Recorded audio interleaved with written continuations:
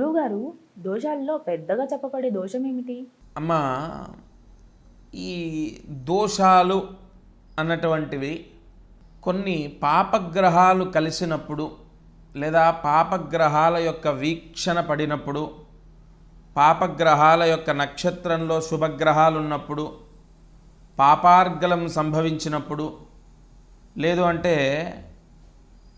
ఏదైనా రాహుకేతుల మధ్యలో కొన్ని గ్రహాలు బంధింపబడ్డప్పుడు దోషాలు అనేవి ఏర్పడుతూ ఉంటాయి. అనేక దోషాలు ఉన్నాయి, ఒకటి కాదు రెండు కాదు, ఎన్నో.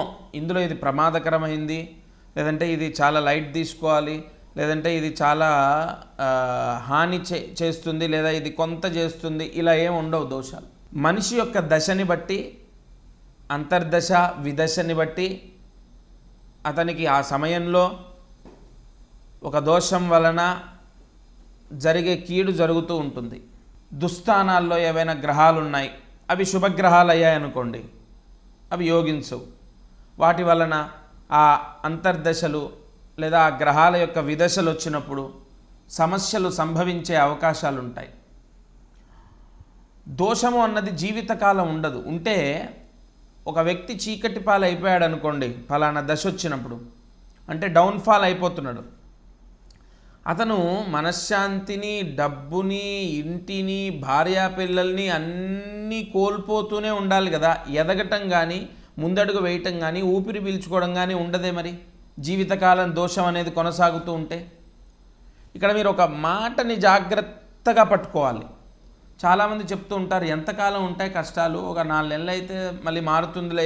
ఇక్కడ పాయింట్ ఏంటంటే, ఫలానా గ్రహాల యొక్క దోషము నువ్వు అనుభవించాలి అని ఉన్నప్పుడు, ఆ దశలో, అంతర్దశలో విదశ సంభవించినప్పుడు, ఆ దోషము అంటే దోషాన్ని ఏదైతే నీకు అందిస్తుందో ఆ గ్రహము ఏ నక్షత్రంలో ఉంది, ఏ స్థానంలో ఉంది, ఏ గ్రహంతో చూడబడుతోంది అన్నదాన్ని క్యాలిక్యులేట్ చేసుకొని ఫలానా జరుగుతుంది, ఫలానా సమస్య వస్తుంది అని రాస్తూ ఉంటాం కదా.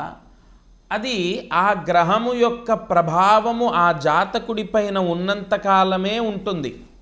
అందుకే ప్రాయశ్చిత్తాలు మనం చేసుకునేది ఎందుకు అంటే, దోషము తొలగిపోవటమో, ఆ గ్రహము యొక్క శాంతి జరగటమో, లేదా మనకు ఆత్మధైర్యం రావడం కోసము. ఏమండి, మీరు పూజలు చేశారు, శాంతులు చేశారు, ఆ గ్రహము దుస్థానంలో ఉన్నటువంటి శుభగ్రహము మారిపోతుందా, పాపత్వం పడుతుందా, పాపత్వం పట్టిన గ్రహము దుస్థానంలో ఉండి యోగిస్తుందా అన్న ప్రశ్న వేయొచ్చు. అయితే ఇక్కడ ఈ ప్రాయశ్చిత్తాల ద్వారా మనోధైర్యం వస్తుంది, ఆత్మవిశ్వాసం పెరుగుతుంది.